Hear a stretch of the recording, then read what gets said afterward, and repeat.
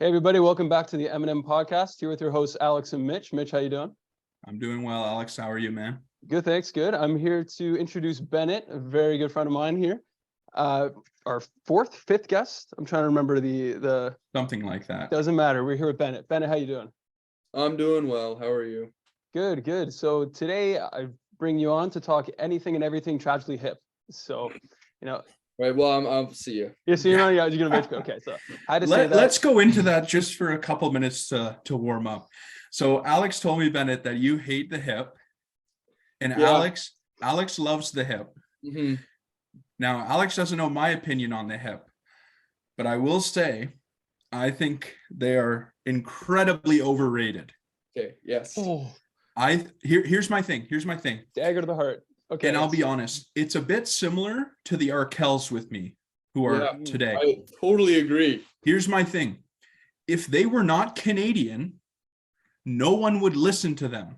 Exactly. Okay, sorry, not the hip. I won't go as far with the hip, but it's a similar idea. Yeah, you could say about the same about the hip because they tried to make it in the States and they failed on multiple occasions. Yeah. Like at the height of their career, you could go see them in Las Vegas at some sort of 5,000 seat club and like be one of 7 people and the rest were all from Canada.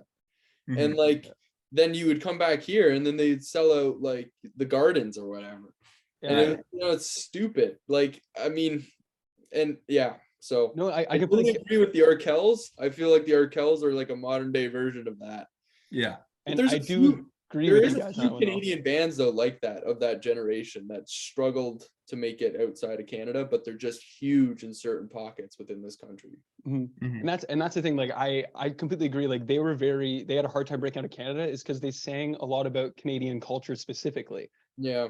And yeah, there's some lines like so as I've said before in the podcast, Ben and I were in a band together. And so I talked about, hey, maybe we cover hip song and stuff. And Ben is just like, no, we're not doing that, which is fair enough. I throw around the word hate rather strongly. Not hate. He just rather like a dislike. Rather like willingly. I use the word hate all the time when maybe hate isn't the right word to use. But I'm not a fan. I agree with Mitch. They're completely overrated. You hear them all the time on the radio for no reason.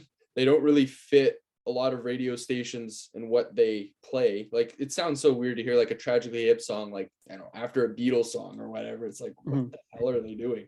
And then, they're just everywhere. They're everywhere all the time. And I'm not a fan. I'm not a fan of his voice. So yeah. Okay. All right. Yeah. I mean, I'll leave it there, I guess. Yeah. That's Beatles, the bashing the hip. transition. That's the bashing the hip segment out of the way. That was good. I liked That's it. it for today, guys. Because you know what, Bennett? I've always thought that, but I would never say it because people are always like, oh, I love the hip. Like, I love the hip. I don't want to be the guy who like, is like the contrarian, but I just like the hip. You don't like Canada. We talk. I don't hate them or anything, but I'm just like, dude, just because they sing about Manitoba doesn't mean I'm going to like it. Like the wheat fields in Manitoba. Like, I'm sorry, that's not compelling. Like, you can make a song about that and make it good, but I'm not going to like the song just because. Yeah. All right. Well, I think that's enough hip talk for today. Okay. Maybe we'll have you back on just for a full expose on the Tragically Hip. We'll go through every album. We'll talk about all the major concerts they performed and everything. I just had to throw it in there. Yeah, no, that was good. I think that was a hot start. We'll definitely post this to the TikTok and just get a bunch of hate comments from 60-year-olds from Georgetown, just being like, how dare you? How dare you? I love listening to the hip when I drive to Canadian Tire, So we'll redo this intro here. I'll say, hey, welcome, Bennett. And we are going to talk everything and anything Beatles versus Stones. Sure. But we're leaving the first part in. 100%. I'm not cutting any of this out. So this is misleading to some people. You have a Stones poster right behind you, but you also have, I know you have a bunch of Beatles posters there too. Yeah. Well, here, just to give you I do have Beatles posters back there by my door. I also have one on the other side of this bookcase. I have other posters in this room. Like I got a Rush one over here that you can't see. There's also a Tame Impala one next to the Stones poster. So Tame Impala, nice. Yeah. So it's kind of hard I also have a few other posters I need to hang up as well. So it's gonna be hard to decide what camp you're following in, Beatles or Stones. I know you're a fan of both, but we'll get into that at the end, I guess. You don't have to answer that now. You don't. We'll try to answer it at the end, and it doesn't have to be too definitive, but we'll kind of compare both, go through a little bit of, their albums, their influence, what kind of genres they sort of perpetuated. But so let's just start there, I guess. Thinking about both bands, obviously iconic rock bands, both from the UK. But I would say their music styles were quite different, and they influence kind of, I don't know about different genres, but I guess the Beatles are known more for a universal influence maybe on music. I guess what would be your take? Like, what would you say is kind of the Beatles' lasting impact on music? If I had to put it in a genre, what is their lasting impact is pop music. It's just sheer, just like chart topping stuff. Like, there's never been another band out there who's who's been on top of the charts as much as the Beatles did. I think it took them all the way until their release of Strawberry Fields in 1967, which is the lead single to Sgt. Pepper. That was their first single to not reach number 1 in the UK. Yeah, they were massive. Not reach number 2. Mm-hmm. So, like, there's never been another group that everything they've released has gone straight to number 1 and stayed there, like the Beatles did. And just their volume of I think really pop music is probably where the Beatles had the biggest impact, if I had to put it in a genre. And it's funny because Alex and I have talked about this before, and we don't need to turn this into an old man yelling at clouds scenario, but it's like, you think of pop music over the decades and how different it is now. Yeah. Right. Like the Beatles were pop music. Led Zeppelin was pop music, like considered it. Obviously they're rock. Yeah. Of course they're rock. Blues a lot, but yes. But pop music just means popular. Yeah, no, for sure. I just always associate pop music with whatever in the singles charts. Yeah. So that's why, like, Zeppelin, they were definitely pop music. They definitely moved the needle, like, huge. And they were, like, one of the biggest bands of the 1970s. But I guess I just have a hard time putting them in pop music just because the fact they didn't release singles. Yeah. And that's fair. Pop music in the 70s, I guess, for me, like, well, obviously, like, 76, 77 onwards is disco. But before that, I guess it's kind of an odd time for pop music in the late 60s, early 70s. You couldn't really put it in a box, versus ever since then, you could kind of put it in a box, really. And that's what I meant. Like, obviously, maybe Zeppelin wasn't the best example, but like pop music just means popular. Whereas now it means like, the same hooks, the same like progression, like it's all a bit cookie cutter, So I just thought like chord progression, same lighter sound, easygoing radio stuff. For sure.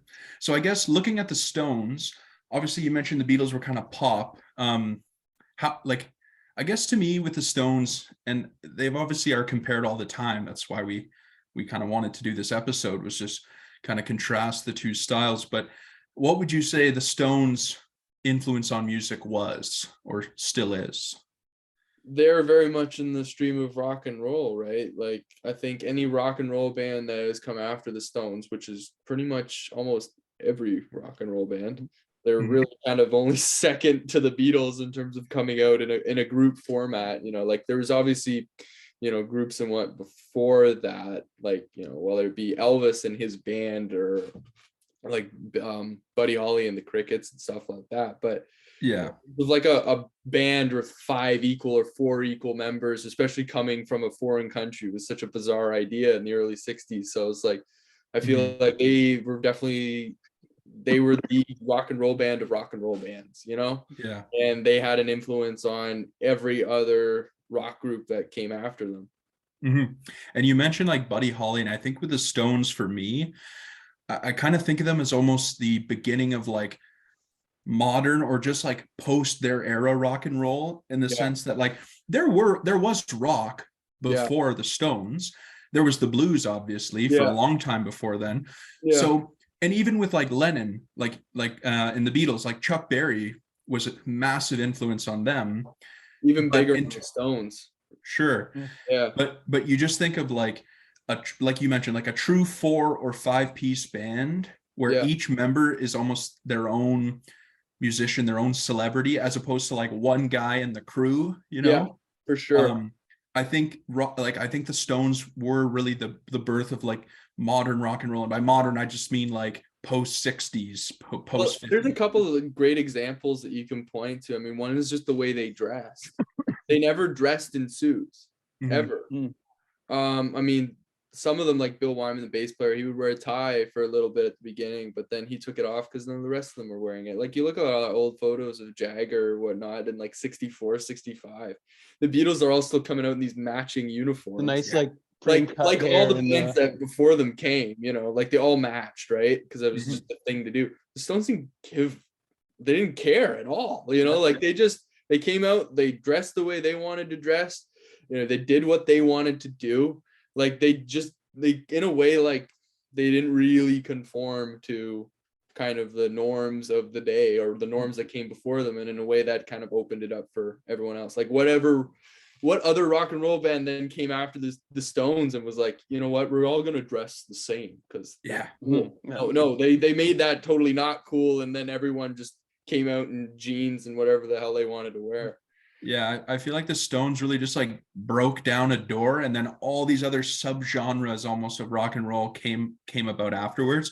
Not necessarily directly because of the Stones, but I do think they obviously had a big influence on musicians, but even just kind of the music business in general, like the way they acted and the way that like they performed in that, because they wouldn't conform obviously to like the record companies or the studios, whatever. So yeah, Alex, I guess because you're also a musician, you guys were both in the critically acclaimed Capital Behavior. What would you say is kind of the lasting influence? First, we'll start with the Beatles. Like what makes them such an iconic band? What I think that makes them iconic is, I'd say the timeless sound. Like you said, the pop, they shape more pop music in the modern world, and just like timeless messages. Like we mentioned in earlier podcasts with like Oasis and some other bands, like just timeless messaging, but also melodies, like easygoing radio hits. And also you mentioned they were like each their own musician. So what also, because you each, well, like you said, I know you said they're each all musicians, I know, but you said individually very talented to the point where they did their own solo stuff. Like Paul and John, Ringo is still doing his own stuff too. But when I say lasting impact, Beatles, I'd say that, but for the Stones, I'd say it's the performance. It's like the like Jagger when he has his live performance, because no one was like, the Beatles were all like standing still, more like I said, the prim and proper, but Jagger was out there dancing, he was doing his thing, and like Bennett, you were saying before, like that wasn't really like seen a lot before, right? So I guess I guess it was only really seen probably with black audiences, you know, in the lights of like Little Richard, which is where Jagger got most of his moves from, right? Like, and then Elvis too, reminiscent of Elvis moving around a lot. Yeah, I mean, in a way, it was kind of bringing some of that into like, that's really what I think they did great, was bringing America's music, you know, whether it be like blues and rhythm blues and some soul and whatnot, and they've just kind of turned America back onto their own music, because now it was from these white guys that they're like, oh, this is good stuff. Let's go find out where it came from. Oh, it came from Mississippi. Oh wow, that's really back then. That's the funny thing, because you can say the same thing about Zeppelin too. Like they were so influenced by the blues, like some of their songs even like. Well, some of the songs are direct rip-offs. Yeah. The one thing was like Bring It On Home by Zeppelin. They did the blues riff at the beginning, stuff like that, just like straight, like 12 bars. That's a Willie Dixon song. It's not there. See, there you go. Exactly. I didn't know. And that's one of the tough things about those old bands is like the music copyright laws back then, like weren't exactly ironclad. So you just had bands ripping each other off and made the best marketing team and the best just word of mouth win. But at least with the Stones, like their early records, you look at their first 3, 4, 5 even American releases, in terms of LPs, and they were all covers. They had maybe like 1 or 2 originals on it, and they were all just blues covers of stuff that they played in clubs in London when they're kind of cutting their teeth. Yeah, and that was the 64 album. I can't remember the name though of it. It's which one? Sorry? It was their debut, right? There was a lot of covers. I'm trying to remember. Yeah, no, even their second and third, and like that's what I'm saying. Like even I think up to their 5th album, there was still more covers on it than there were originals. But I mean, the Stones did there's some Stones songs. It's like, hey, that's just a straight Chuck Berry song, but they did the Yeah. words. But versus like, Zeppelin is actually like, they've actually been sued in court after the fact over their song being rip off. So yeah, for sure. And I guess like, because we mentioned it briefly in there, but like kind of just the band where they're each their own musicians and kind of their own stars in a way, obviously a different size. I do think one difference, and you guys are obviously huge Stone fans. I'm a big Stones fan myself, but I'm not a musician. I don't have as much maybe background, but I do think the average person, I feel like one difference between Beatles and Stones is a lot of people could name all four members of the Beatles. I'm not sure as many people could name every member of the Stones outside of like Mick Jagger and Keith Richards, personally. Just the average person, not like a huge music lover. I totally agree. I mean, the Beatles were always kind of advertised as their four individual characters, at least early days. The Stones were as well, but there's more Stones, and like as the career went on, obviously they changed a few members as well, so that doesn't help with that kind of remembering every single band member's name. It's like, what era are we talking about? What they had a roster did they have at the time, like those sorts of things. So, and it was very much like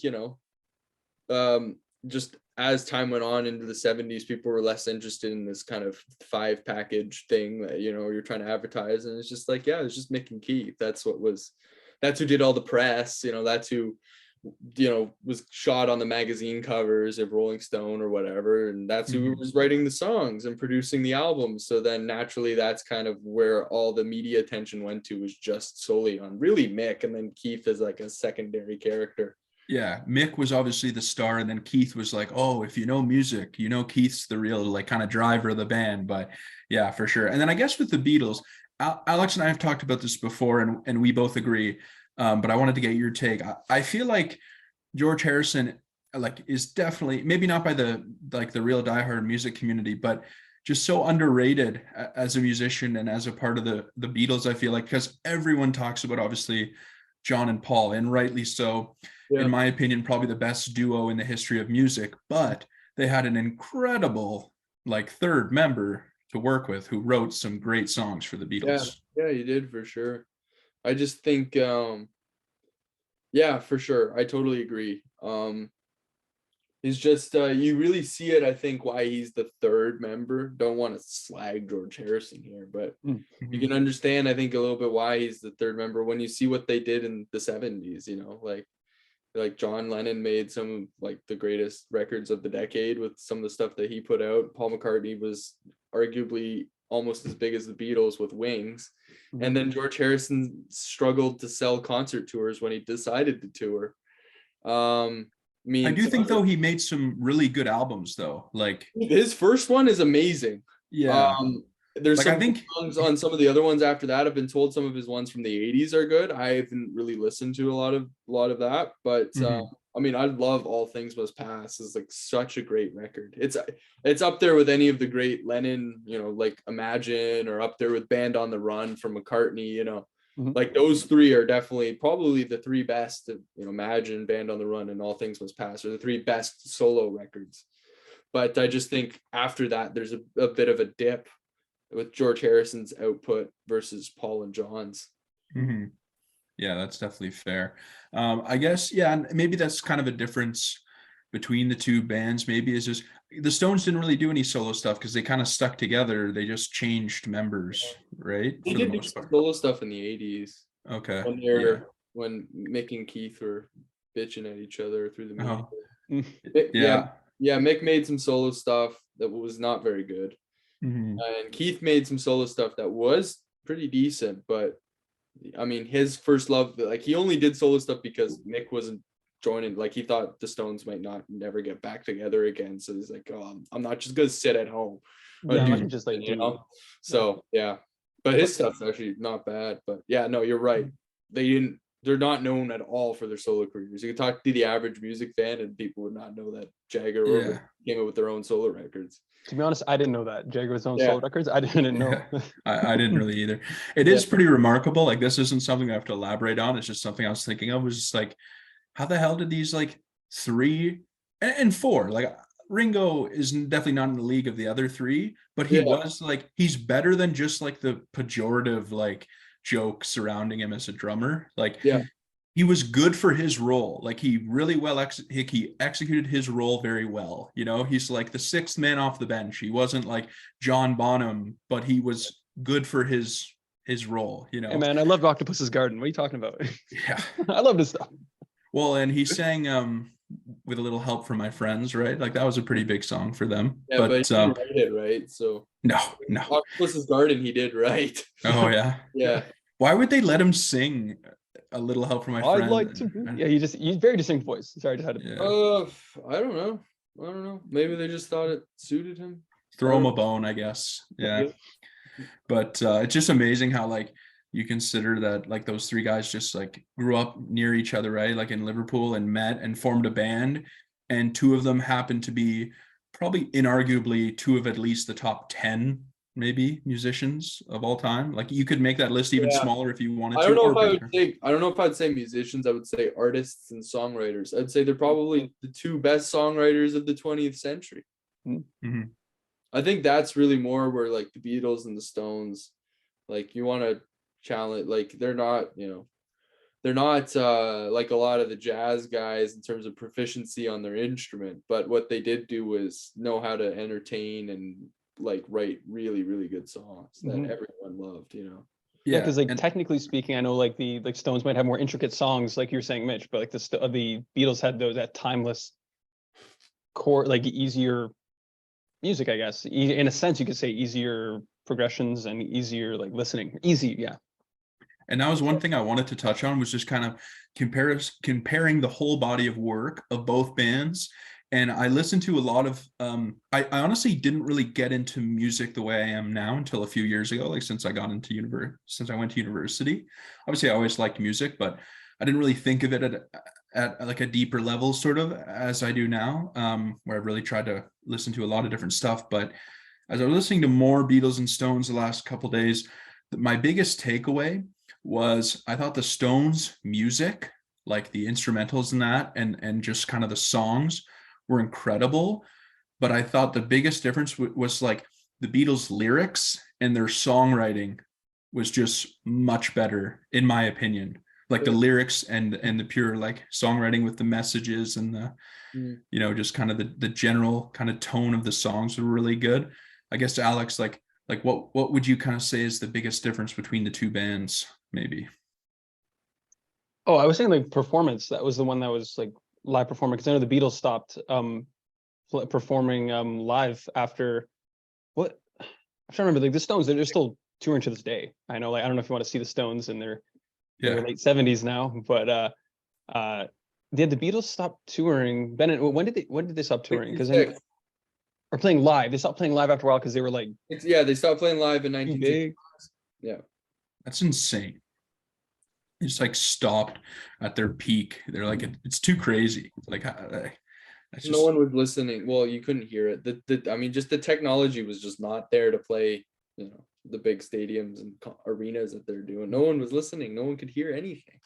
Mm-hmm. Also, the people screaming, was that true? People just like screamed too much. You couldn't really hear the music. Is that? Well, they showed that in like, you know, people are screaming like they're not paid actors, like, to just come on there and scream. Like, they're genuinely. I mean, you even see that even today with, you know, teeny bop stars. Like, you know, you're not telling me like when BTS or whatever. I know they're disbanded now, but, you know, they have screaming girls at their shows too. It's just something about young, like, you know, teenage girls when they see their idol in front of them, they just can't help themselves.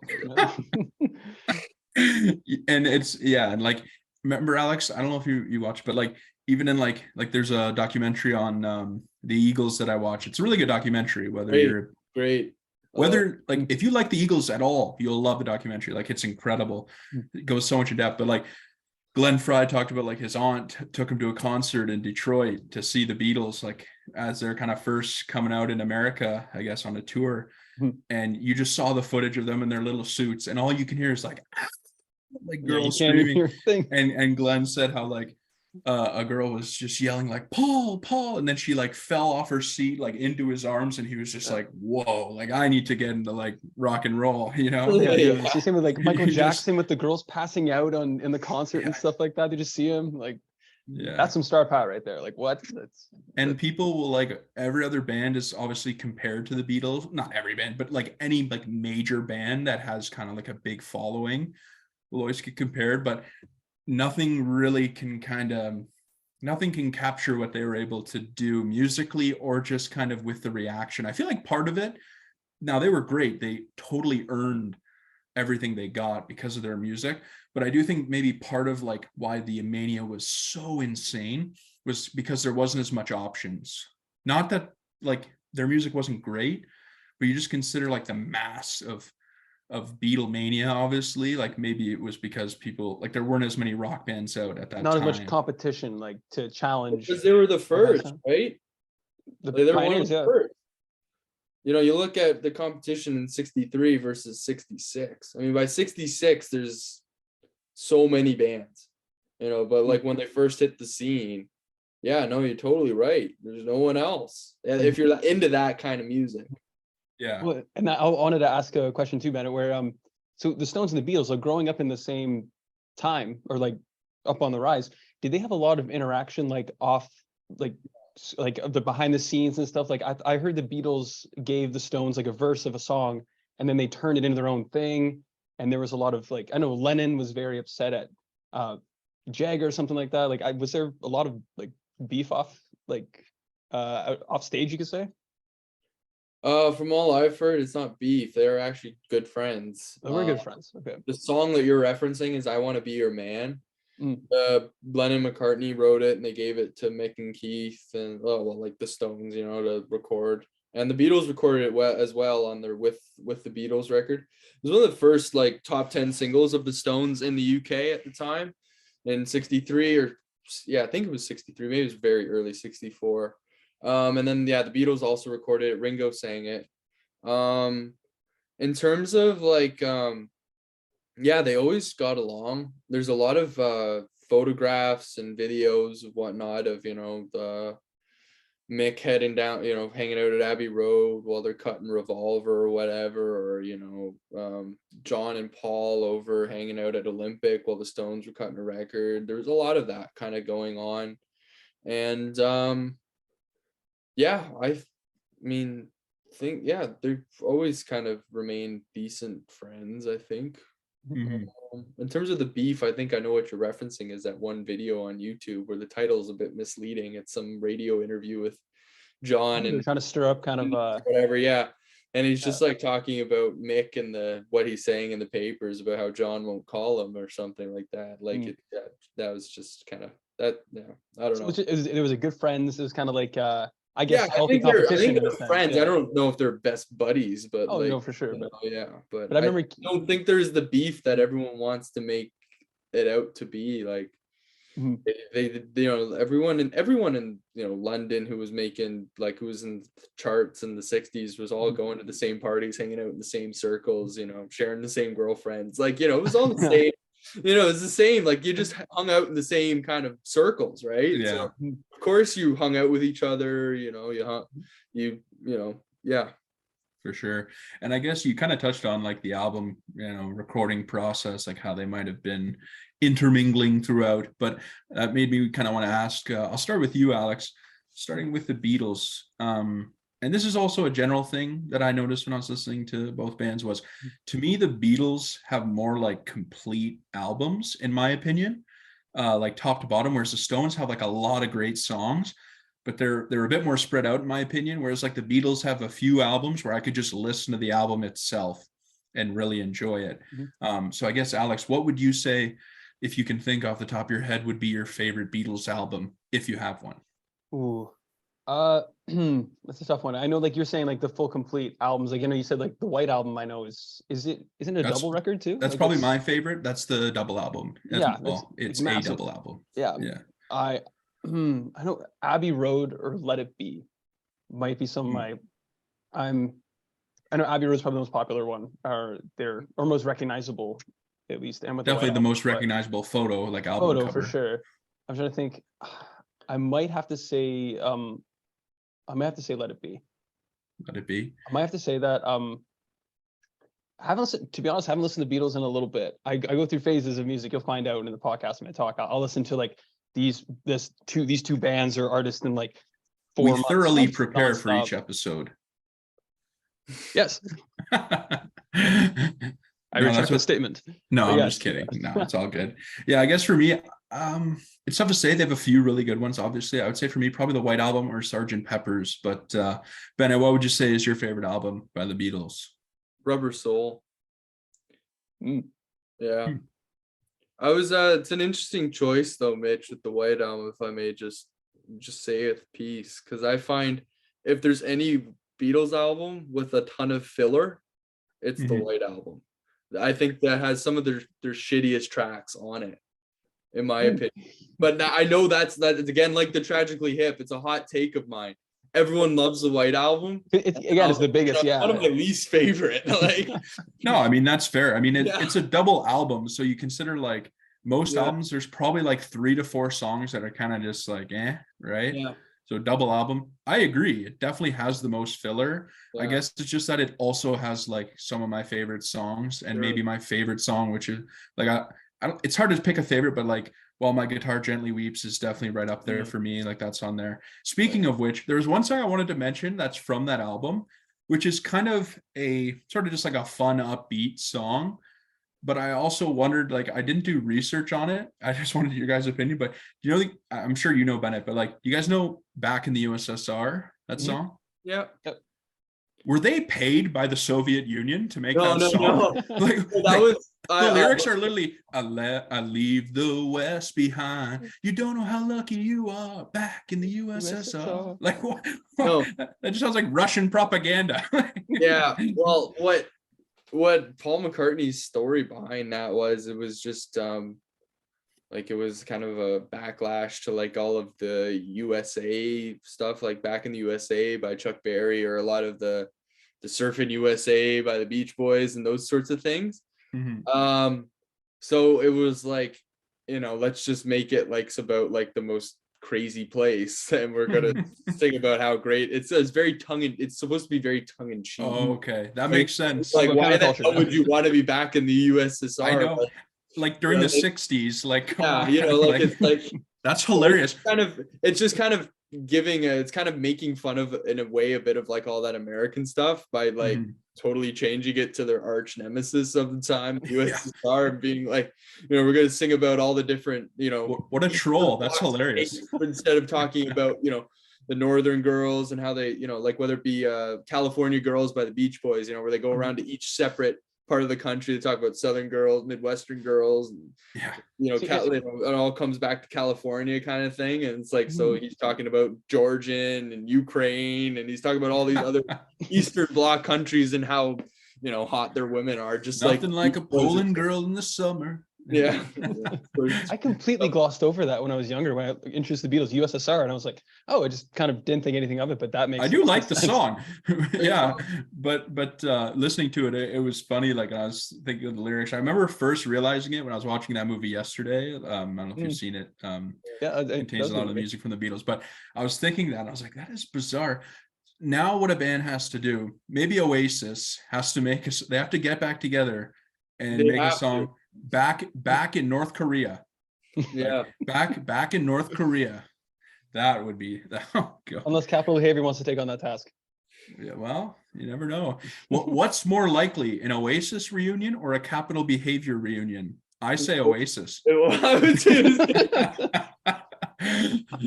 Oh God, the two brothers who haven't spoken in a decade, and they're more likely than Capital Behavior.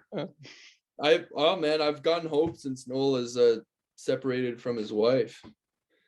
Do you think he's gonna jump back in the band? I read that. I was like, oh man, Oasis reunion. Well, they've sing about the heartbreak. Well, they've talked about like these. There's been these like tiny. If you're looking for it, you might find something, little snippets. Like I remember they posted just like a blank picture, and it was from the master plan. I forget the lyrics exactly, but it was like right before, where it's like, please brother take a chance, like that song. And I saw it and I was like, what? Like, because I'm a huge Oasis fan, right? I'm like, what? Even though it's like you're fishing, like you're reaching there, but Oh, I know, but that's well, that's what the Beatles fans are doing all of the 1970s until John was shot and killed in 1980. Like any little thing, they were like, "Oh yeah, they're getting back together." Oh yeah, Any headline of any Beatle, they're like, "Oh my god!" You know, that's kind of in a way what the Oasis fans have turned Oasis into ever since they split in 2009. It's like any little hint, you know, and it's like, "Oh, they're getting back." And that's something we could bring up because, like, obviously when Oasis came around in the 90s, they were just like a rocket ship. Like they got so big so quick. I'm a big fan of Oasis, but there's definitely people who are Beatles fans who kind of like look down on Oasis a lot, right? I'm not one of them at all. Hey, good, because I feel like it's hard to find people who like really appreciate the Beatles and like old music as well as love Oasis. It's almost like you're either like a punk or someone who knows music. And therefore you can't really be both. But like, I love the Beatles, I love Oasis, and you seem like you're the same, right? No, I love Oasis too, man. I think their first two albums were killer, but I would even extend it to their third. I mean, Be Here Now is pretty bloated, but it's still a good record. Like that's the thing. It's good in its own way. I mean, I would make the same kind of record if I was on top of the world. I'd make every song 7.5 minutes long with just seagull noises and helicopters taking off for 2.5 minutes to start the record. Like, I don't care. I'm on top of the world. I can do whatever I want. So I'm gonna do whatever I want. God. We're talking about this power ballad when there should be 4. Like, I don't care. They were doing so much cocaine. God, were they doing cocaine? Dude. Have you seen that photo with them and Diego Maradona? Yeah. Oh my God, that photo is insane. And the thing with that album is it gets shat on so much. And even Noel said, because I've heard him talk about his albums where like shit's on a lot of that stuff. Like the first one, he's like, no one knew what to expect, and we put out a great album basically, right? And then the second one, people were like, the critics were like, what the hell is this? Because it wasn't as like kind of heavy and a little bit punk like the first one. And then they were obviously wrong. It's one of the best albums of the 90s, probably one of the best albums of the last 30 years, in my opinion, Morning Glory. And then they put out the third one and everyone was like, oh, this is amazing. And he said, it wasn't amazing. They just didn't want to be wrong again. But I will say, and I agree with you, like, if there's an album with like 4 really, really good songs on it, to me, that's like that's a good album. Like if there's 4 really good songs that I like to keep in the rotation kind of for that genre, like that's a good album. And that's what Be Here Now definitely has. Yeah, the 4 unskippables. Because I know, like, Bennett, you and I were talking about this before, but like I'll listen to, like, I sleep on a lot of songs because I'll listen to like the maybe 2 or 3 I really like, but I don't do the whole album listen through. Whereas you said like you're more that way, like you don't really do the individual playlists. Is like you listen to the whole album, and I miss a lot of songs that way. Unless I stumble on an artist or whatever, I hear something on the radio, I'll be like, oh, that's cool, or it pops up or whatever, I'll just download the song. But I mean, if I'm getting into the artist or I'm getting in, whatever, I usually like to go out and purchase the vinyl and then like make an experience of listening to it. Like I'm not big on just I'm very much into the albums and listening to it front to back because they ordered it that way for a reason, and this is the way they wanted you to hear it. And I'm very much like into that kind of thing, like listening to how it was kind of intended to be listened to, but like how do you really know? But that's just how I think it should be listened to, so that's how I do it. Yeah, I'm the same way. Like I don't buy the vinyl, but like I'll listen to an album. What my thing is, maybe it has to do with like my ADHD or whatever, but like I get fixated on an artist. And I will listen to like if I like it and I'm like, okay, this is good, I'll listen to at least like 3 of their albums. And if I keep liking it, I'll keep going. And I'll listen to like each album.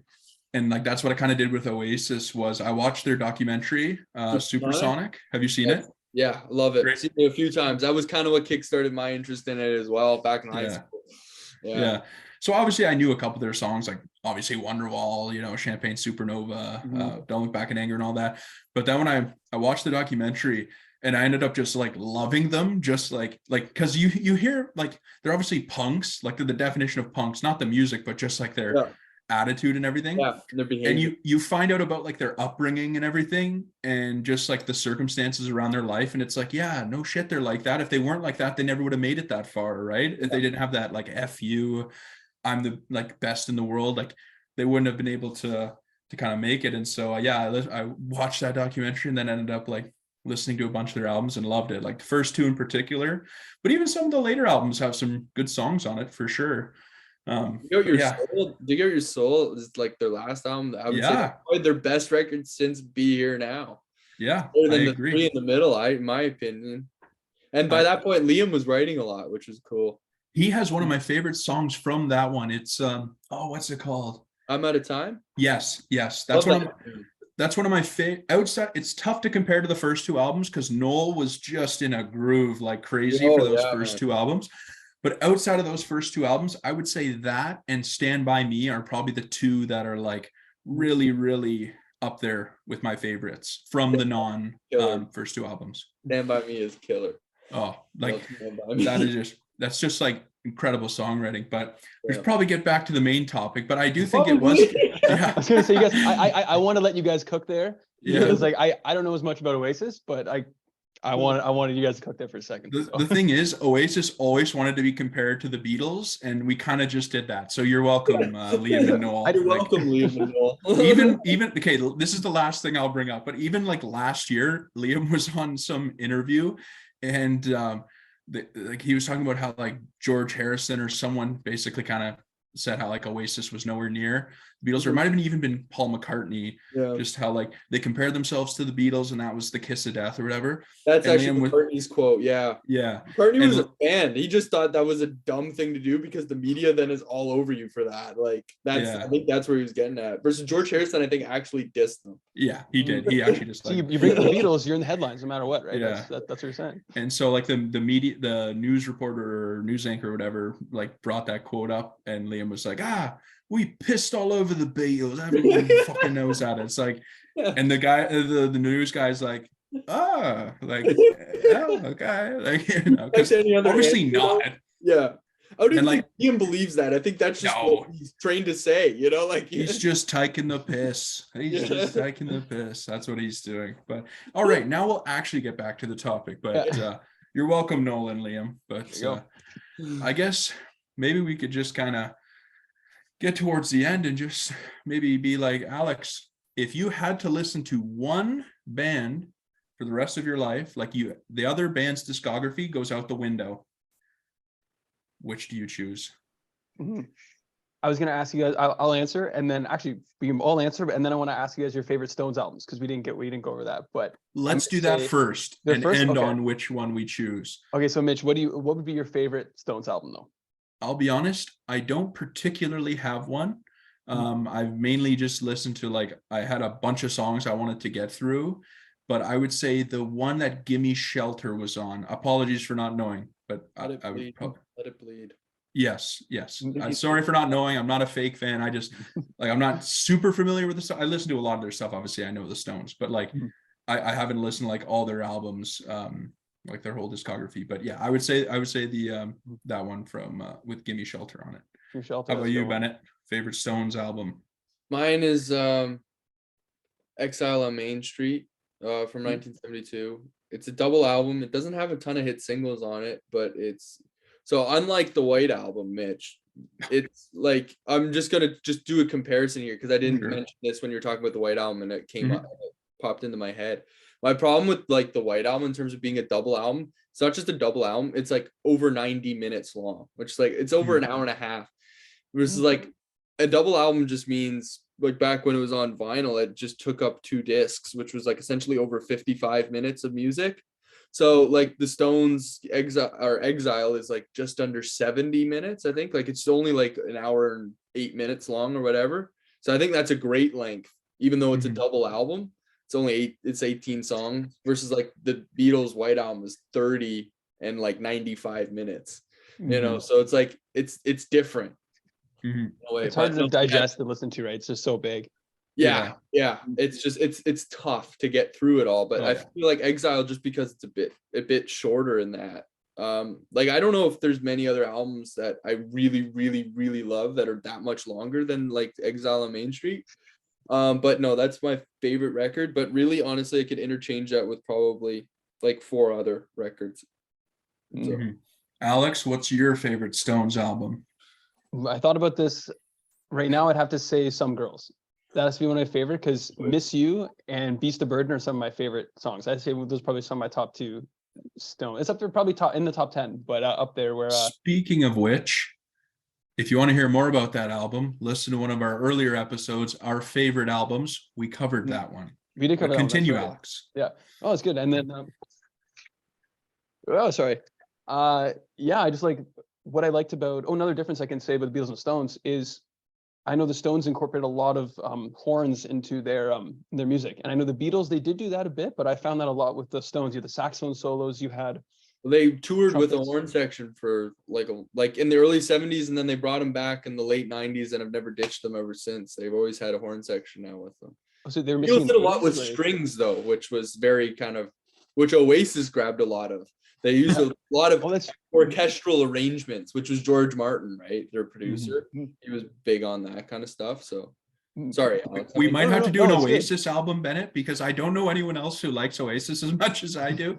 So it's nice to just be like amused, like just like someone will listen to my like BS about Oasis, other than people rolling their eyes like, yeah, Wonderwall, oh yeah, like, oh man, listen to an album, listen to a damn album. Well, Bennett, we can get you back on and do an in-depth Oasis chat, because you guys have a lot more to unpack there. Okay, last question, Bennett, just not for the podcast, but just sort of that thing.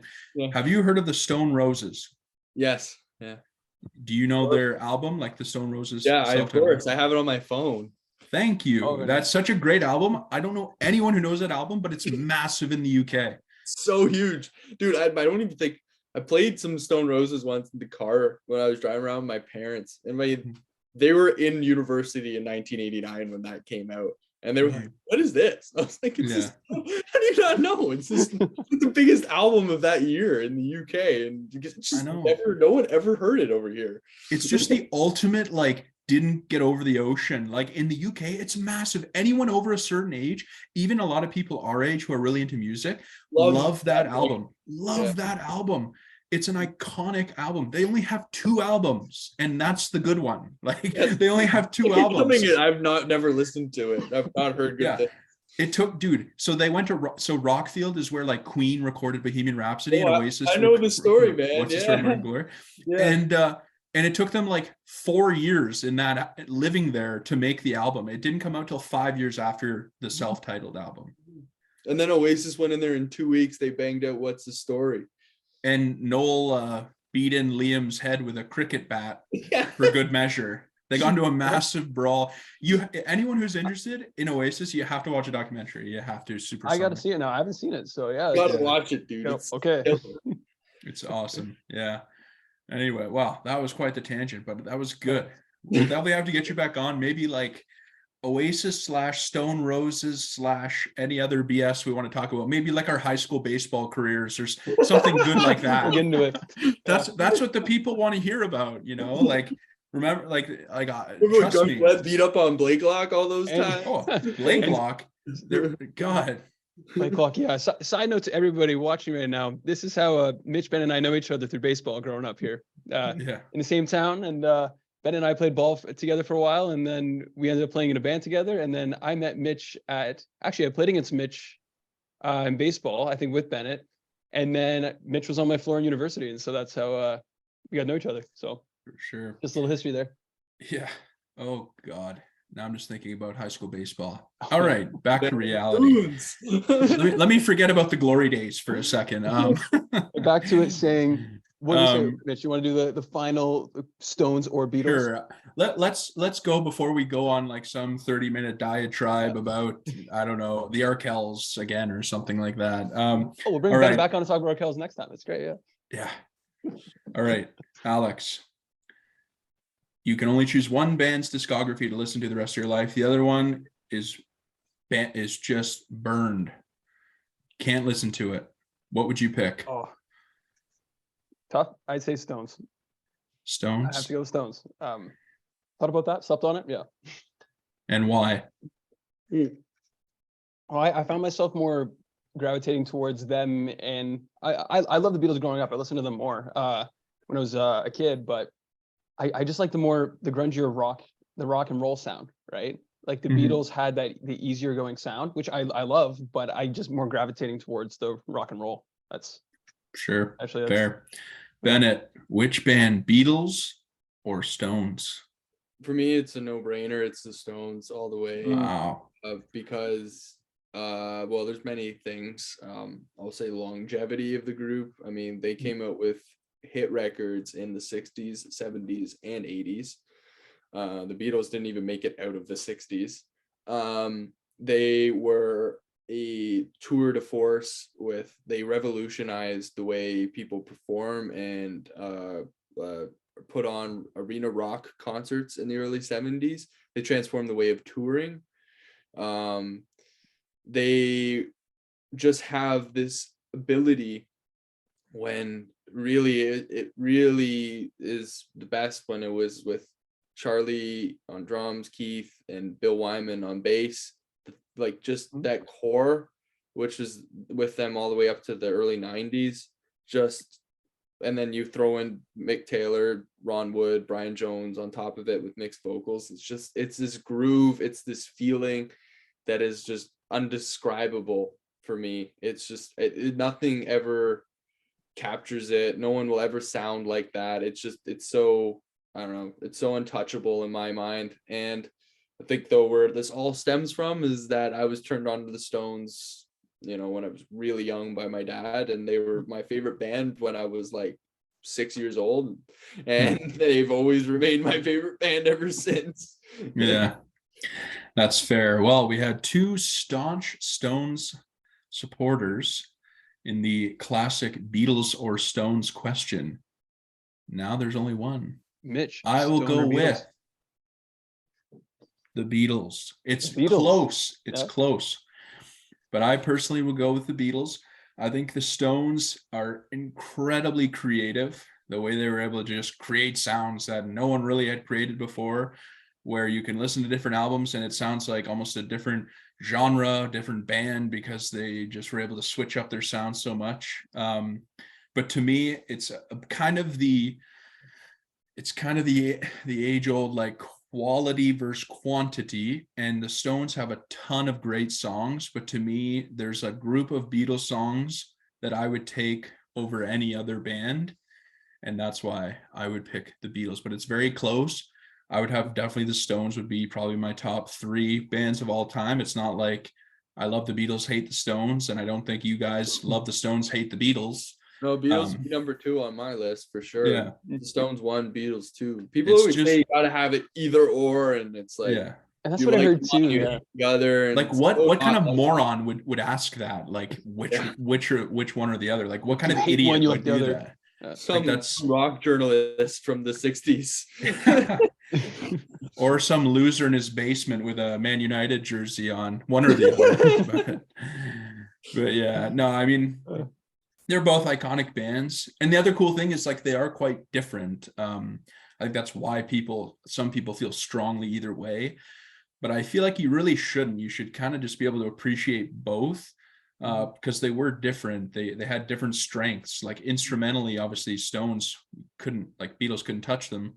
Whereas like I would say Beatles songwriting wise, Lennon and McCartney, I think they're untouchable, right? Like compared to pretty much any other band. So I think it's just a matter of what you value, maybe like the sound, the music versus maybe like the songwriting, like how it blends. I will say this though about like Jagger's lyrics, like I love Lennon McCartney, and I would say they're better songwriting duo than Jagger and Richards. But in terms of what Jagger and Richards came up with, it's a little bit more, it's not as appealing to everyone in terms of the subject matter. But what I do love about the Stones is they sang about stuff that people were not singing about at that time, like heroin addiction and whether it be like just like really kind of raunchy sexual stuff that would be a lot of their stuff you can't play today because it's too like, song like Brown Sugar has been canceled now because it talks about slavery, shooting heroin, and teenage sex in 3 verses. So you don't hear that ever anymore. And Capital Behavior definitely did not cover that song. So but like, you know, so it's like songs like that, or Sympathy for the Devil. I mean, it's a huge song, and it's That's like, what I was gonna bring you know up. what I mean? Like, Yeah. you're never hearing like Paul McCartney like singing Sympathy for like, that's a very artsy, very kind of like, it's really heavy, like in terms of its subject matter, and That might be my very favorite well Stone song. educated. It's Yeah. I don't know. So there's like there's a lot of examples like that. I think Jagger really explored subject matter in a really interesting way. And what I like about the way I think Jagger was able to capture in his lyrics is he never, like, when he was great at talking about social commentary at the time and capturing what was happening around him without taking sides. Like, you know, you listen to a song like Street Fighting Man or something, or, you know, or even, as I've mentioned already before, Something for the Devil, that deal with like these like protesty kind of, you know, in this 68, when everyone was writing protest songs, the Beatles came out with Revolution, which is very much a protest song about what's going on. Jagger's just like singing about the shit that's going on around him without taking sides. He's just like, oh yeah, you know, fighting in the like, he's just capturing and picturing the times without being like, fuck the state, you know, like. That's a good point, because that's probably maybe a bit underappreciated is the lyrics, and maybe I need to do a bit more listening to They're the hard to Stones. understand though with the way he sings, so I don't blame you Yeah. for not hearing.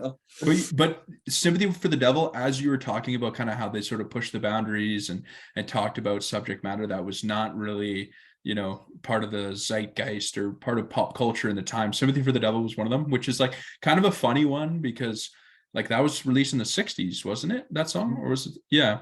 And and like back then, like the devil, oh my God, like everything was so religious, right? Like that would have been so scandalous. And you look at like stuff now and it's not even like, it's just scraping the surface kind of, you know, but they opened the door, right? They opened the door for bands to be able to push the boundaries and still be successful commercially, you know, and still be respected critically with the music that they produce. So definitely two iconic bands. This was a great discussion. Bennett, we'll have to have you on again, man. That was really good. Yeah. Thank you for having me. Yeah, man, thanks for coming. And before you head out, guys, check out Bennett Blundell Music. I know, I think that's your handle, right, Bennett? Yeah, Bennett Blundell Music on Instagram. Anything else, Bennett? Like TikTok? I don't have Twitter. You don't have TikTok? Okay, cool. So check him on Instagram, guys, and check out our TikTok. Check out our TikTok Podcast Eminem. You forgot to say our stuff too, Yeah. So I'll plug that in. So yeah, Bennett, we'll probably get you another time. Oasis. I know you guys will you'll teach me a lot more about Oasis next time. I'll probably say. Yeah. I know Mitch, it's great to have someone who will talk Oasis with me until the cows come home, because dude, I could talk about Oasis for like 3 hours, no problem. Yeah, when I try to talk, so if I talk to my parents about Oasis, like they'll kind of listen, but then they'll also be like, yeah, like, my dad will respect them. Like, they're the best band of the 90s, come on, like, you know. But anyway, Bennett, there are many things that I would like to say to you, but I don't know how, so we'll leave it there. All right. All right, man. It's a great quote to end it off on. Perfect. All right, have a good one, man. Right, thanks. See you guys. Save it for the podcast. That's perfect. What you're talking about. That is absolutely perfect.